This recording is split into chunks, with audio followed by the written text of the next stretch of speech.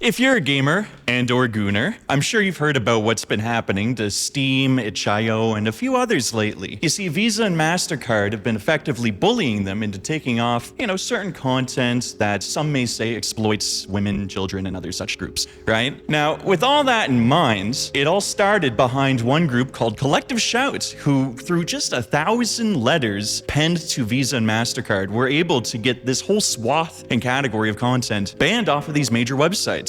And people were shocked to see it, but what shocks me most is how corporations never seem to learn the simple lesson of dealing with a hate mob. You see, hate mobs are like brown bears. You just play dead until they fuck off and find some other thing to paw over. If you make any moves, you're gonna get mauled. That's the way she goes. And you see, collectively, people, us as a society, us as individuals, seem to be getting this lesson. It's in our cultural zeitgeist now. And yet, as this comes to be, it's becoming harder and harder to ignore just how much corporations, both currently and throughout history, have been unable to seem to grasp this basic lesson that we now all intrinsically understand. It's crazy to me, especially considering how corporations shell out billions of dollars per year on stuff like PR or crisis management, and yet all they seem to get for that spend is the equivalent of corporate ukulele apology videos. Like, genuinely, it blows my mind how they pay all this money to make the worst decision anyway. But that being said, let's go over some more examples today of corporations fumbling the bag on controversies, how to not bite the hand that feeds, and most importantly of all, why you never negotiate with terrorists. Let me take you down, down, down, down. Now you see, there's a lot of companies over the years that have blundered pretty bad when it comes to handling controversies. People love to criticize companies, and rightfully so. A lot of times they're screwing up for no good reason. But that being said, companies first and foremost need to remember that the customer comes first. And by that I mean, who the hell is giving you money, whatever they want, regardless of your own morals, that's what you serve. If you're just being truly capitalist, that's how you approach it. But you see, these companies are not managed by people who are very competent. They're usually put through the ringer of the traditional school, good achievement, all this shit. They're the people on the straight and narrow. But their narrow perspective is what gets them every time, or so I assume. Take for example, Bud Light. That's a good one to start with. Bud Light, as you know, is the beer of the boys, okay? I used to love drinking Bud Light, at least Bud Light Platinum. Where the hell did that go, by the way? Where did Bud Light Platinum go? The best beer on the market, bring it back. As I was saying, Bud Light, you see, during 2020 or 2021, they decided to have a collab with Dylan Mulvaney, a person who is transgender and was big on TikTok or something. I don't know how or why they're relevant, but Bud Light made a custom can for them. It was not a big marketing campaign, to be clear, okay? But they were queer, and you see, that's a bit of an issue. Because Bud Light, again, for the most part, it's a beer of the boys, okay? Bud Light is for the boys, or so they thought. And so to see Bud Light come out and make this can for this controversial figure, at least amongst the people who were buying and consuming cans of Bud, they shot themselves in the foot a bit. Because again, regardless of your morals, your own personal beliefs, if you work at Bud or Anheuser-Busch or whoever the hell InBev owns them, if you work there, you gotta think, what does my customer want the can to have? They don't want a can with some queer person on it because their customers, they're simple folk, some of them, a lot of them. And so when they see this Dylan Mulvaney can, again, not talking on the morality of it or whether it's justified, but they all said, screw this, and they threw that can in the trash can. And then Bud Light, Anheuser-Busch, or InBev, whatever the fuck, they had a bad quarter or two, and it took until Shane Gillis came back and kind of said, guys, it's okay to drink Bud Light again, for them to be somewhat more accepted. Because again, Bud Light is a good beer if you're having a day buzz or whatever. If you're gonna be drinking a lot of beer, if you're a beer drinker, you're probably wanting some 4%, and Bud Light is pretty good. It's just neutral beer. And I want to highlight this not because Bud didn't handle the controversy well. I want to highlight it because Bud specifically did not follow what their customer wanted. They bit the hand that fed, so to speak. Not intentionally, but bite they did nonetheless. They corrected. Most companies, though, do not correct well. Take Target, okay? Target. Who goes to Target? It's this suburban middle-class white woman who is probably college educated, and they feel they're too good for Walmart, okay? Walmart is for the lowly, okay? I am a cultured woman, okay? I go to Target. I spend more for the same good that comes from Walmart. It's literally just Walmart, but with a higher price tag. But no, what they're really getting, what they're buying is not just a premium price for a piss poor product. No, they're buying a social, a moral, a psychological benefit too. And that's key. You see, the people of Target like to think they're above the people of Walmart. And so Target, leaning into that, rightfully so, they had a lot of, pro-LGBT stuff hanging around the store. They were big supporters of Pride Month. They had gender-neutral washrooms, all that shit, right? And then, of course, when the wind started blowing the other way, Target saw where the wind was blowing and said, we'll blow that way too. But little did they know, they should have been listening to what their customer wanted, because their customer was that suburban middle-class white woman who thought that they were better than the people of Walmart. They were more liberal, more progressive. They weren't like those sloppy people you see going to Walmart wearing their pajamas for some reason, right? And so to see all of this shit roll back, what is Target left with? Well, it's just Walmart with a higher price tag. That is not what they wanted. What they wanted was to feel superior to the people of Walmart, and when you take away all of their feel-good DEI shit, all they're left with is the realization that I'm just overpaying for Walmart tier shit. Why not just go to Walmart? That is what they're all asking themselves. And so when Target made those moves, now people are no longer shopping at Target because there's no point to Target. They were off mark with that move. And they're left with declining quarter after quarter, same store sales. They're shit in the bed. And the reason why is because they bit the hand that fed them.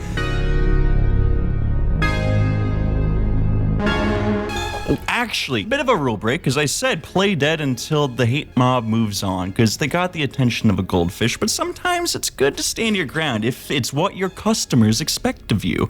Take Dirty Blonde. Dirty Blonde was made by this company in Nova Scotia, I forget the name of it, during the pandemic, right? During the pandemic, this controversy went down, where they had this, it was a Dirty Blonde IPA or some shit. It was a beer called Dirty Blonde, and apparently that's not okay. Mind you, this is during the height of the woke. At the peak of that, they were trying to cancel this brewing company because they had a beer called Dirty Blonde, which is apparently offensive to blondes. Something about, apparently there's sexual connotations there. I thought that was just the name of a hair color. Like, if I had to describe my sister's hair color, I would have said it was Dirty Blonde. I didn't know there was some weird shit involved with that. And I refuse to accept that. More importantly, I refuse to accept that premise, okay? There's nothing weird about calling dirty blonde hair Dirty Blonde. That's just a normal way to refer to it. And they had a beer that reminded them, I guess, of the Dirty Blonde hair color. And so they called it that. And there was a bunch of people losing their shit online over this. And instead of capitulating, they realized what their customer base demanded or expected, what they were buying. And they're like, fuck that, fuck you, fuck everyone involved in this shit, okay? You don't like it, don't buy it. And their customer base stood up and said, fuck yeah, there we go, finally, someone said it. This is bullshit. And I feel like this, at least in my mind, was like a turning of the tide, so to speak. Because what you saw next was everyone stood up, supported the shit out of that, and in the end, it was extremely profitable for them to refuse the huge public pressure. The company was ran by a bunch of MBA idiots who had no clue what their customers were or wanted. They would have folded like a fucking fiddle. Let's stop for a second. They would have folded like a fucking... What folds? She blew me like a cello type of shit, whatever. Anyway, they would have folded like a fiddle, and yet they didn't because they knew what their customers wanted. That's the key. Don't bite the hand that feeds, for fuck's sakes, okay? Know what your customers are buying and serve it to them. And don't ever betray that, because otherwise, you may as well do this to your business.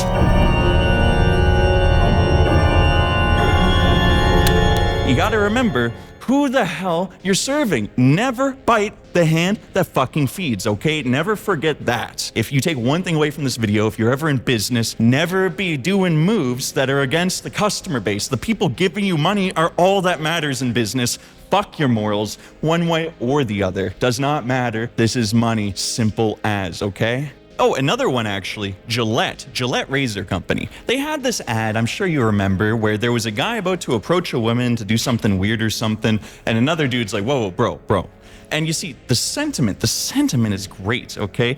It is awful, the repercussions that we as a society deal with because we don't self-police each other enough. I have a great video that may or may not be made one day about how self-policing your own in-group is one of the most important things you can do for for the better of society. But not today, okay? What I want to highlight is, again, that the sentiment is great. You should be putting a stop to the boys doing weird shit with girls, yes. But do I want my fucking razor company acting like that's just how men are on like a Super Bowl ad or something? Fuck no, okay? Gillette, again, the issue with Gillette is that their product sucks, okay? They're only surviving off convenience and inertia of customer preferences for decades, okay? And you see, this is the point in the video where I would insert my Henson razor shaving ad if I fucking had one.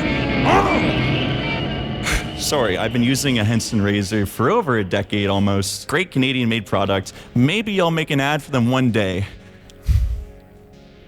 But anyway, sorry. My point being is that Gillette, their products sucked. They're only surviving off inertia and convenience because it's just in every corner store and pharmacy everywhere, right? But if you give them a reason, their customers, to jump ship, they're gonna, okay? Whether it's a straight safety razor like Henson or whether it's some Dollar Shave Club cheaper, more convenient shit, it's purely inertia and lack of a reason to switch that people are still buying Gillette. And when you put out a commercial like that, insinuating that men are creeps to women, no one's gonna like that, and they're all gonna jump ship, and that's exactly what fucking happened. Gillette basically brought forward all the customer churn they were gonna have anyway over the next decade or whatever, right instantly. Terrible move. Another terrible move. And I guess just to wrap up this section, let's talk about YouTube, okay?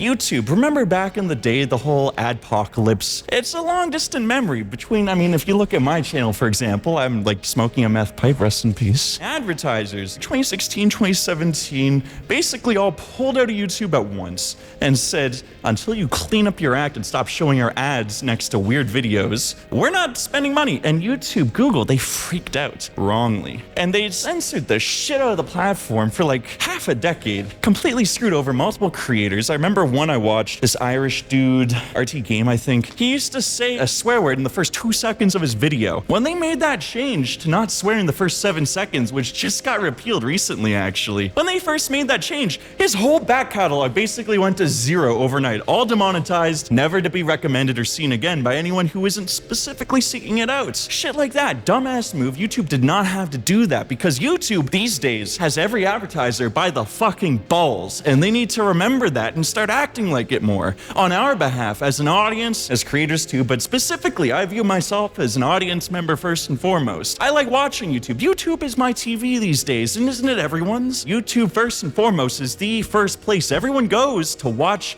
video content, and it is increasingly so every single day. I've been saying this for a while. I've been thinking it for a decade, and YouTube needs to start acting like they are the #1 guy on the block too, because YouTube these days does not have to bend any advertiser. They're the only game in town. Either put your ads here or piss off and someone else will. You want to know? I hate to glaze Zuck, but goddammit, Mark Zuckerberg runs Facebook so fucking well. Like, I cannot express how good Mark Zuckerberg is at knowing exactly where his power lies. Because Zuckerberg, remember, they had a big controversy with all of the, Procter & Gamble's of the world and all these other companies pulling out of Facebook, saying that they're bad for, whether it was like COVID misinformation or election shit or right-wing, I don't remember. It doesn't matter though, because when they tried that shit, they did leave Facebook. And you want to know what happened? Other companies took their place. That's the beauty of the auction-based ad model. If you aren't going to bid, there'll be other companies who will. If you pull out, if your industry's having a bad time, that's okay. There's other industries that'll be more than happy to get in front of some eyeballs. Facebook knew this. Facebook didn't try to bend over and appease anyone in this shit. And what happened? Facebook ads continued to be as profitable as always. Everything was fine. And now Procter & Gamble, all those other piss-poor companies came crawling back because they have nowhere left to go. Facebook knew the power they had, and they just said, fuck yeah, we'll see you in a fucking week or two, bud. See ya. And again, another common Zuckerberg W, okay? I don't want to sound like I'm zucking him off, but just consistently, this guy is a good businessman, if nothing else. And that's my issue with YouTube. I mean, YouTube these days, you can tell they're starting to understand the power they have, because this whole repeal of the no swearing for 7 seconds rule, you can tell that they're starting to understand they are the ones with the advertisers by the balls, not the other way around. But it would have been nice to have a little bit more of a fucking spine back in the day, okay? Because I don't know about you, but I hated that self-censorship unalive. Fucking shoot me, okay? Jesus.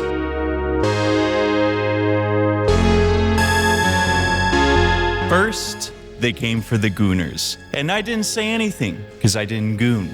Then, they came for the offshore Forex traders. And again, I said nothing, because my IQ's above 100. But then, they came for me. And there was no one left to speak on my behalf. No one was coming for me.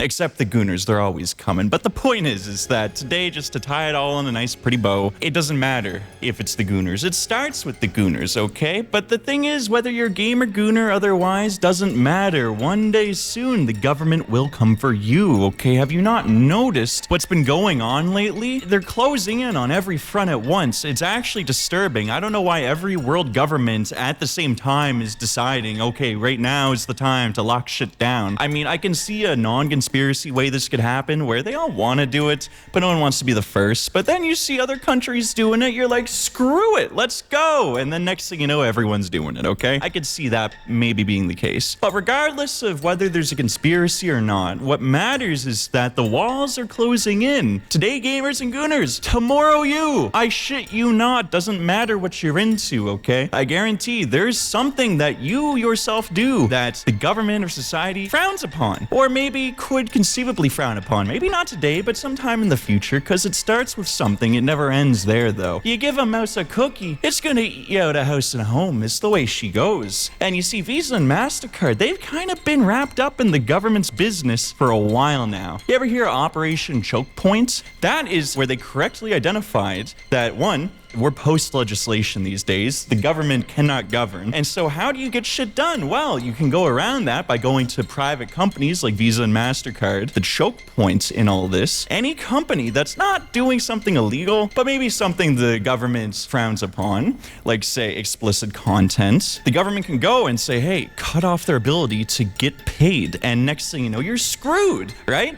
And this has been going on for quite a while now. You think Steam and itch.io are the, first straw, but no, it's just the latest of many, okay? This is not anywhere close to the first. Visa and Mastercard have been pushing the morality onto people for a while. And you see, people are shocked that 1,000 letters to Visa and Mastercard is all it apparently took to get them to ban pornography in Steam and itch.io, right? But part of me thinks that they're just looking for a reason, okay? That's the thing. A lot of people really want to do things, but they have no, justification to act that way, and so they don't do anything. But given the chance, they'll be like, aha, I have casus belli to go out and do what I wanted to do this whole time anyway, right? They're just waiting for an excuse. I think that's what this was. Because Visa and Mastercard have been doing this type of shit long before collective action, collective shout, whatever the fuck their name is. It doesn't matter, okay? 1,000 suburban moms can write letters to the company. All it did was give them a motive. And honestly, I even personally myself have been screwed over by Visa and Mastercard, picking and choosing winners. You see, I was looking to acquire a company off of this broker website way back in the day. You see, okay, it sounds like a stupid move, but this thing printed money, okay? I'm talking 50% net income margins. This shit was a money printer. And it was printing money via things, specifically things I won't say today because it's specifically a company that was a bit black hat with Google and their SEO. I'll leave it at that. But that being said though, this shit again printed money, but the thing is, because it's one of those services that is not exactly something you want to be dealing with maybe, well, Google could go to Visa and Mastercard and say, hey, cut this guy off. And so they do, and that doesn't actually cut them off, to be clear. No, what happens with all these companies is they have to go through some middleman payment processor who then goes through Visa and Mastercard. You see, Visa and Mastercard still end up getting all of the payments through their network because they're the only game in town. What happens instead is this middleman says, okay, we'll do this on your behalf. And in exchange, you're giving us 20% of the fucking transaction value. It's like highway robbery out here. It's fucking bullshit is what it is. And honestly, that's just how payment processors are. They're piss poor fucking excuses for companies. They're purely just extracting money for no good justification, because if we're honest with ourselves here, yeah, the tech they're doing, it was cool when it was invented in the 70s. Good job. But holy fucking shit, why are you still getting 2 to 3% off normal business transactions, let alone the fucking crazy shit you're forcing us to do through middlemen? It's just an excuse to take more margin for nothing in return. Genuinely, I don't know why governments put up with this shit. It blows my mind. But really, if we're really speaking on the topic today, what really blows my mind is the fact that they're just chipping away more and more every day at our bread and circuses. No one's got bread anymore. We're all broke as shit. Look at this shit. This is where I live, for fuck's sakes. $2,000 a month at that. And that being said, you know, okay, at least we still got circuses, but they're revoking those one little crumb at a time until next thing you know, there's no fucking anything. And I don't understand why they're doing this, because you do want a plactated society. They're banking on us not doing anything, continuing to not do anything, because we haven't up to this point, and people like to delude themselves into thinking that things tomorrow will be the same as today, when they're not. They're not gonna be, all right?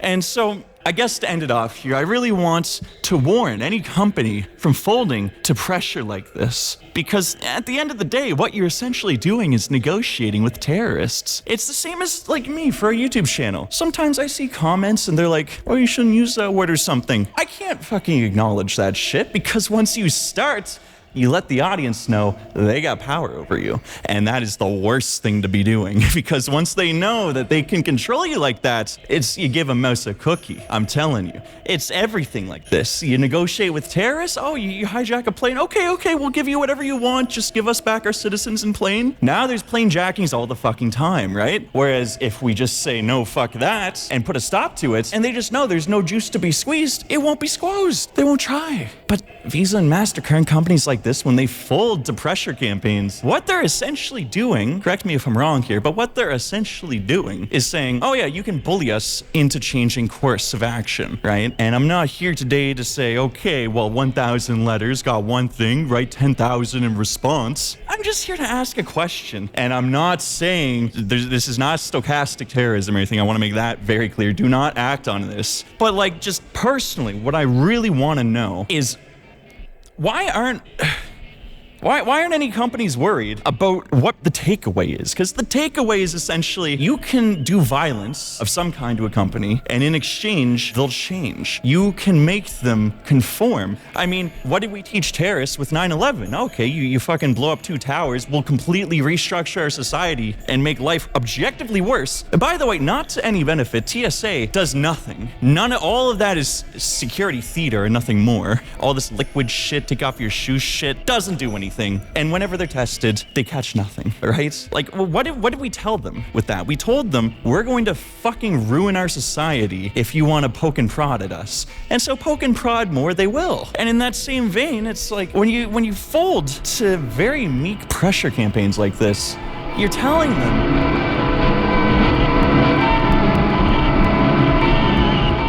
to end it off, I really just want to ask a question. This is not stochastic terrorism. I really want to emphasize that. But seriously, I'm always left wondering here, what are you telling people when you fold to campaigns like this? And I'm not saying write 10,000 letters, because that will undo what 1,000 letters did in the first place, because I think they wanted to do it anyway, okay? I think they were going to do it anyway. They're just looking for a reason. You could write 1,000,000 letters. I don't think that would overturn it. But what I am saying as well is, like, when these companies telegraph, essentially, that, hey, if you fuck with us enough, we'll fold and change course.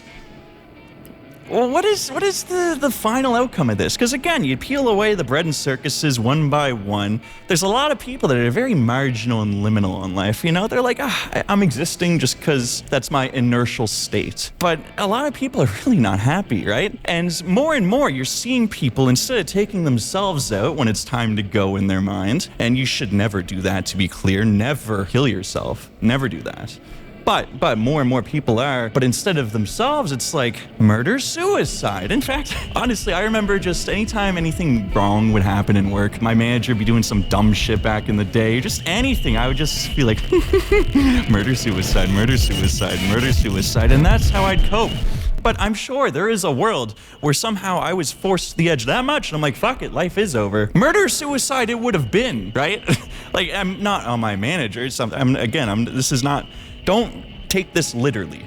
My point being, though, is that I know I'm not the only one with these thoughts. In fact, you can see, for example, the dude who shot at Trump. Remember that ear thing last summer? He didn't care to shoot Trump. He looked up both presidents' campaigns and said, okay, which one is closer geographically to me and said, okay, that's the one I'm gonna go for. That's how he chose. And you see more and more people thinking this way. You see more and more people going out there and saying, fuck it, rather than end me, I'm ending you and maybe me, we'll see. Like, just all I'll say to companies operating in today's landscape is be careful what you're telegraphing to the audience. Be very careful of that, because as life gets worse and people think it's my time to go, maybe they'll choose you too.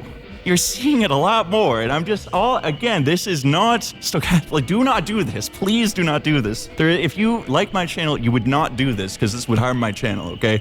I cannot be in the news with people saying that this guy, and please don't do that to me, please. But my point being is more so a warning to governments and companies like, this is what this will lead to. More and more every day you're seeing it, and no amount of news suppression will stop this thought, because this isn't a thought that you get from the internet. This is a thought that occurs to you naturally. It's that I'm not ending me anymore, I'm ending others end me, right? Because why not? If society and the world has been turning so much to shit, and you are fully aware of the history of what used to be better, you're gonna be bitter, and you're gonna look to take it out on the way out. Look at the BlackRock guy there. Look at the reaction of that, or the submersible that imploded on the Titanic. All of these things, I think, are symptoms of the society we live in. People are getting more of a bloodlust every day, and as things continue to deteriorate, and people view it increasingly as a zero-sum game, which it increasingly feels like it is, if we're being honest here, everything's going to shit. Everyone knows it never used to be this way, and everyone's very bitter and looking to cheer on whoever can be harmed for doing this to them, whoever they perceive to be at fault. It's a death by 1,000 cuts. Any one cut individually could be the one they choose to take it out on, okay? And so I'll leave it with this. First, they came for the gooners, and I didn't care because I didn't goon. Then they came for the Forex offshore guys, and again I didn't care because my IQ is above 100. And then they came for the CEOs, and no one said anything because they all thought they deserved it. That's the world I don't want to live in. Again, to be clear, this is bad. This is the destruction of society. I am the opposite of advocating for this. What I'm begging someone to give a shit about is where this leads. Nothing good, okay? Nothing good. Fuck. Murder-suicide.